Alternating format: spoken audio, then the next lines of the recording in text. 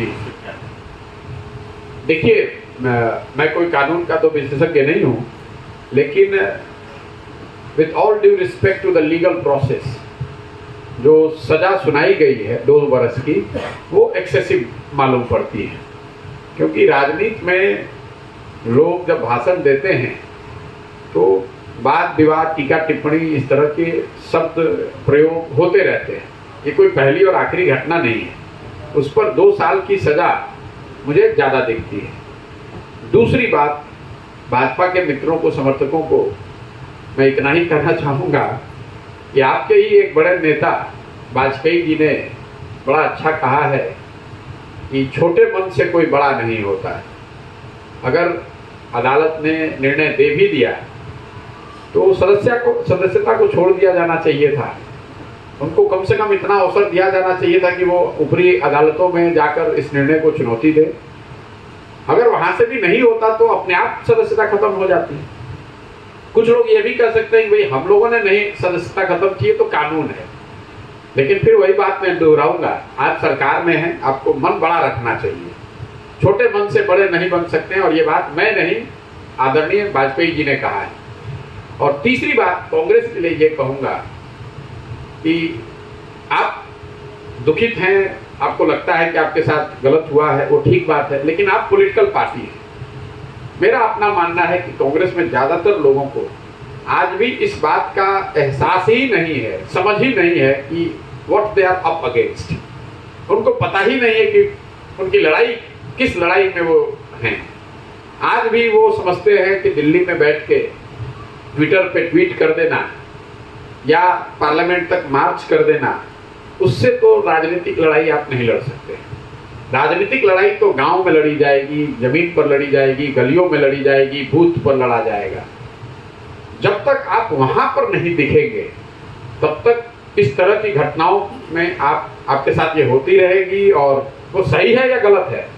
लेकिन राजनीतिक दल के तौर पर आपको विपक्ष की भूमिका सिर्फ इतनी नहीं है कि जब आप परेशान हो तो आवाज उठाइए, इतनी नहीं है कि जब आप परेशानी में हो तो ट्विटर पर आके बोल दीजिए और ट्वीट कर दीजिए और प्रेस कॉन्फ्रेंस कर दीजिए। जैसे पूरे देश में 1 लाख से ज्यादा पंचायत, कल कितने पंचायतों में कांग्रेस के वर्कर खड़े होकर या बैठकर इस बात को जन जन तक पहुंचाने की स्थिति में है कि भाई उनके लोगों के साथ अगर गलत हुआ भी है तो आपको बताना तो पड़ेगा, आपकी बात लोगों तक पहुंचनी तो चाहिए। तो हम लोग बिहार में बैठे हुए हैं, मढ़ौरा में कल मैं 20 किलोमीटर चल के आया, मुझे तो कहीं कोई कांग्रेस का कोई वर्कर, कोई समर्थक ऐसा नहीं दिखा जो इस बात को लेकर जनता के बीच में हो, रोड पर हो, सड़क पर हो। तो मेरा ऐसा मानना है कि कांग्रेस को या जो भी विपक्षी दल हैं, अगर आपको लड़ाई लड़नी है और आप उसके प्रति गंभीर हैं तो आपको ये समझना होगा कि ये किस तरह की लड़ाई है और उस तरीके से उसमें प्रयास करना होगा।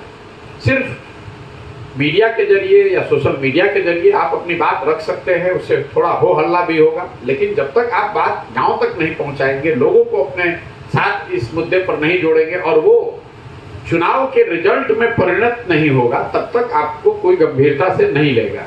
आज ये घटना हुई है, 2 महीने के बाद कर्नाटक में इलेक्शन होगा। अगर कर्नाटक में भाजपा जीत कर आ जाए तो पूरा देश मान लेगा कि भाई कोई गलती नहीं हुई है। अगर आप कर्नाटक में भाजपा को चुनाव हरा दीजिएगा तब लोग मानेंगे और आपके साथ जुड़ेंगे। तो कहीं ना कहीं कांग्रेस को ये समझना होगा, या जो भी विपक्षी दल है, जो भी भाजपा से लड़ रहे हैं, कि आप पहले समझिए कि भाजपा की ताकत क्या है, आप किसके खिलाफ लड़ रहे हैं, उनकी ताकत क्या है, और उससे लड़ने के लिए, लंबे लड़ाई के लिए तैयार होना होगा, आपको संघर्ष के लिए उतरना होगा।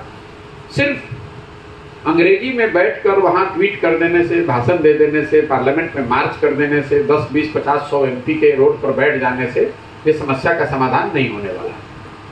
सर, आप विभिन्न राजनीतिक पार्टियों के, मैंने आपको कोई हेडलाइन नहीं दिया, लेकिन मेरा आंसर इतना ही है। सर, आप विभिन्न राजनीतिक पार्टियों की चुनावी रणनीति आज आपको इस पार्टी पर यात्रा की अवसर नहीं, विभिन्न पार्टियों के साथ जो मैंने काम किया वो 2011 से 2021 तक किया। मैं पदयात्रा, ऐसा नहीं है कि वो काम छोड़कर आकर पदयात्रा करवा, मैंने वो काम 2021 मई में 2 मई 2021 को देश के जनता के सामने ये कहा कि अब ये काम मैं नहीं करूँगा। उसके बाद 1 साल मैंने अपने जीवन के लिए सोचने समझने के लिए रखा कि मुझे जीवन में आगे क्या करना है। और पूरे 10 साल में जो कुछ भी सीखा, जो अनुभव किया, जो कुछ भी समझा, उन सारी समझ के आधार पर बिहार में आकर एक व्यवस्था बनाना चाहते हैं।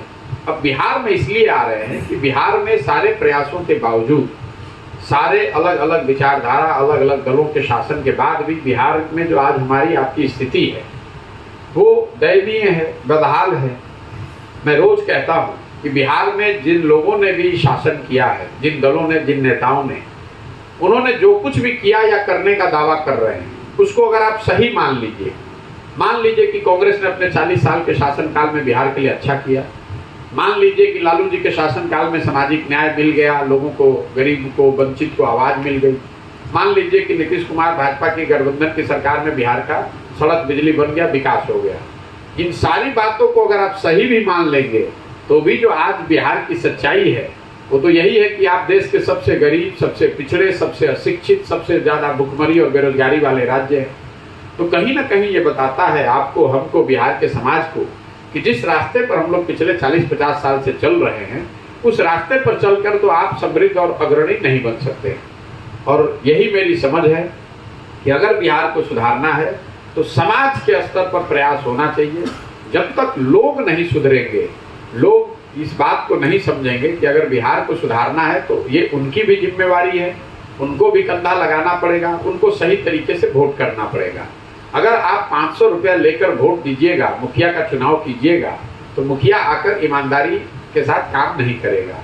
अगर आप मुर्गा भात खाकर वोट दे रहे हैं तो स्वाभाविक तौर पर जो जीत कर आएगा वो गलत ही करेगा। आप पूरे टाइम यहाँ पर शिक्षा की बात करते हैं, भ्रष्टाचार की बात करते हैं, नाली गली सड़क की बात करते हैं, लेकिन जिस दिन वोट होता है उस दिन जात पर वोट कीजिएगा, भारत पाकिस्तान पुलवामा हिंदू मुसलमान के नाम पर वोट कीजिएगा, कभी लालू के डर से भाजपा को कीजिएगा, कभी भाजपा के डर से लालू को कीजिएगा, तो आपकी समस्या सुधरेगी कैसे? यही मेरी समझ है। इसीलिए ये प्रयास कर रहे हैं कि समाज में आकर लोगों को ये समझाया जाए कि आप अपने और अपने बच्चों के भविष्य के लिए, शिक्षा और रोजगार के लिए वोट कीजिए, जिसको वोट करना है कीजिए, लेकिन वोट अपने बच्चों के लिए कीजिए, उनके भविष्य के लिए कीजिए, शिक्षा और रोजगार पर कीजिए। जनता को जागरूक करने के साथ साथ आप पार्टी गठन करना भी चाहते हैं? देखिए, ये पहले दिन बताया गया है और रोज कह रहा हूं, ये सवाल नहीं है कि करेंगे कि नहीं करेंगे। जन सुराज अभियान का परिभाषा ही क्या है? जनता की मदद से, समाज की मदद से एक नई राजनीतिक व्यवस्था बनाना, एक ऐसी व्यवस्था जिसमें दल बने, लेकिन वो दल कोई व्यक्ति प्रशांत किशोर न बनाए, कोई परिवार न बनाए, कोई जाति समूह न बनाए, बल्कि बिहार का हर वो व्यक्ति जो समझता है कि बिहार में बदलाव की जरूरत है, एक बेहतर विकल्प की जरूरत है, वो साथ में आए, मिले और उसको बनाए। हमारी पहचान क्या है? अभी तक जो हमारी पहचान आप कम से कम जानते हैं कि मैं राजनीतिक दलों को, नेताओं को मदद करता हूं कि वो साथ में आकर व्यवस्थित तरीके से चुनाव लड़े, अपने आप को संगठित करें और चुनाव जीते। तो मैं अगर ये काम दलों के लिए कर रहा था, नेताओं के लिए कर रहा था, तो ये काम जनता के लिए भी किया जा सकता है। मैं जनता को संगठित कर रहा हूँ, उनको जागृत कर रहा हूँ ताकि वो संगठित हो, एक प्लेटफॉर्म पर आए, दल बनाए और फिर उस दल को मदद की जाएगी ताकि वो चुनाव लड़े और जीते। अगर गठबंधन की जरूरत पड़े तो? भैया, पहली बात तो कोई दल है नहीं अभी, और जो पूरी सोच है वो सोच नई व्यवस्था बनाने की है, उसमें गठबंधन का सवाल ही कहाँ पैदा होता है। और ये जो पूरी रणनीति है, इसमें या तो आप अर्श पर हैं या फर्श पर हैं। अगर बिहार की जनता को समझ में आएगा ये दल बनता है और इस पूरी परिकल्पना से लोग जुड़ेंगे तो आप कितनी सीट जीतेंगे कि आप गिन नहीं पाइएगा। और अगर लोगों को समझ में नहीं आया तो आपका खाता भी नहीं खुलेगा। तो ऐसी कोई परिस्थिति में देखता नहीं। ठीक है भैया, और कोई अगर आपका सवाल नहीं तो इसको हम लोग खत्म करें। बहुत बहुत धन्यवाद। एक सवाल, जैसे एक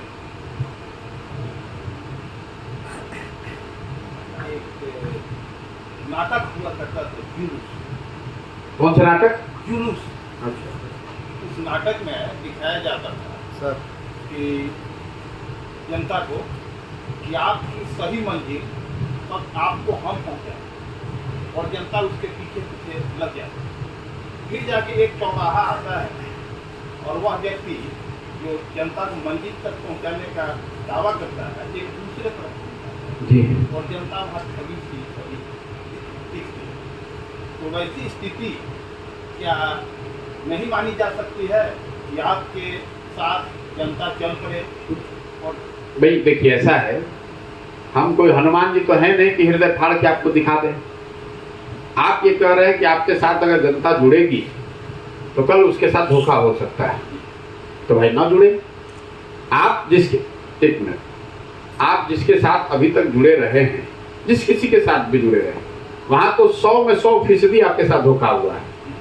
कोई नया आदमी प्रयास कर रहा है जिसमें आप कह रहे हैं कि धोखा हो भी सकता है, नहीं भी हो सकता है। ठीक है, आप सुनिए ना मेरी बात।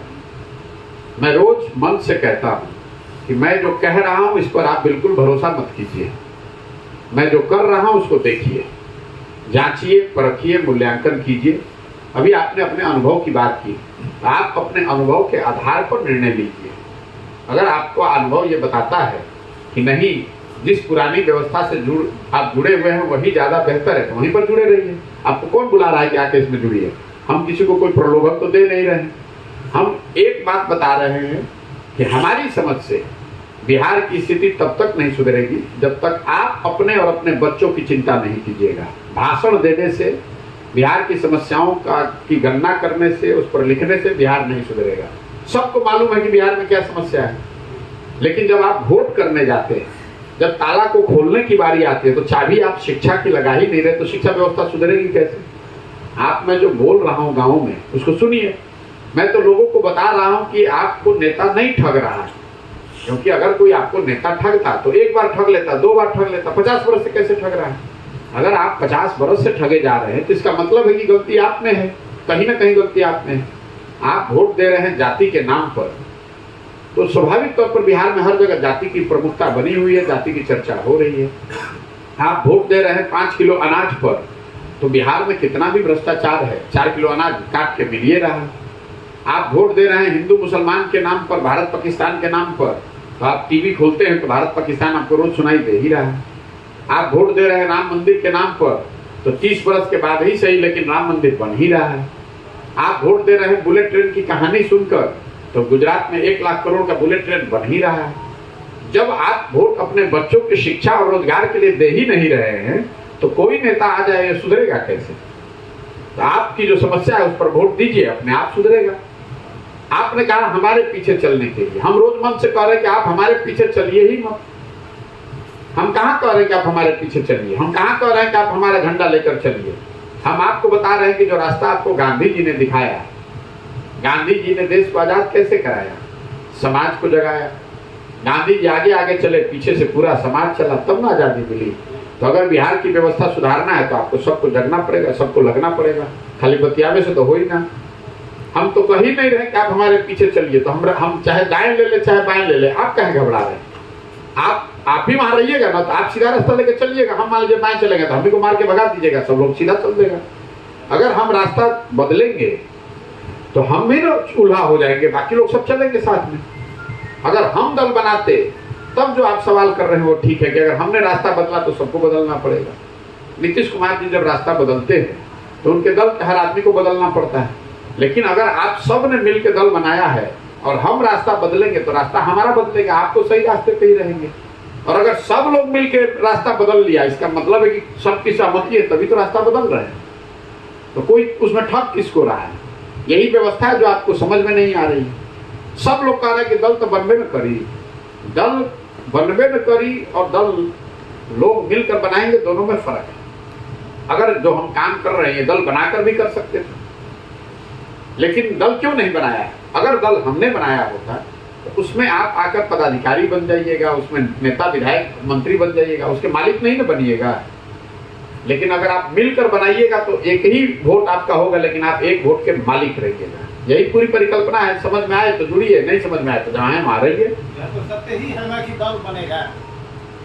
ये आपका कोई स्पेकुलेशन नहीं है। ये पहले दिन जब अभियान शुरू हुआ है उसी दिन कहा गया है। ये आप कोई खोजी पत्रकारिता से आप नहीं निकाल रहे हैं। हम रोज कह ही रहे कि दल बनेगा, खाना बनेगा, लेकिन खाना अगर ठीक से बनाइएगा तो अच्छा बनेगा, ज्यादा गलत बनाइएगा तो जल जाएगा, खराब भी बन जाएगा, कच्चा भी रह जाएगा। खाना बनेगा ये तो बात सबको मालूम है, लेकिन खाना अच्छा बने उसके लिए किस तरीके से आप खाना बनाते हैं इस पर निर्भर है ना भाई। आप गलत तरीके से खाना बनाएंगे तो खाना जल सकता है, कच्चा रह सकता है, बेस्वाद हो सकता है। और ठीक से बनाइएगा तो वही खाना बहुत स्वाद वाला हो सकता है, आपके स्वास्थ्य के लिए बेहतर हो सकता है। बहुत बहुत धन्यवाद जी। आपके नगर में सर कौन सी पार्टी ऐसी है जो कुछ अच्छा की है? सब लोग अच्छा, हमने तो पहले कहा कि सबने जो कहा, जो किसने जो किया, जो करने का दावा किया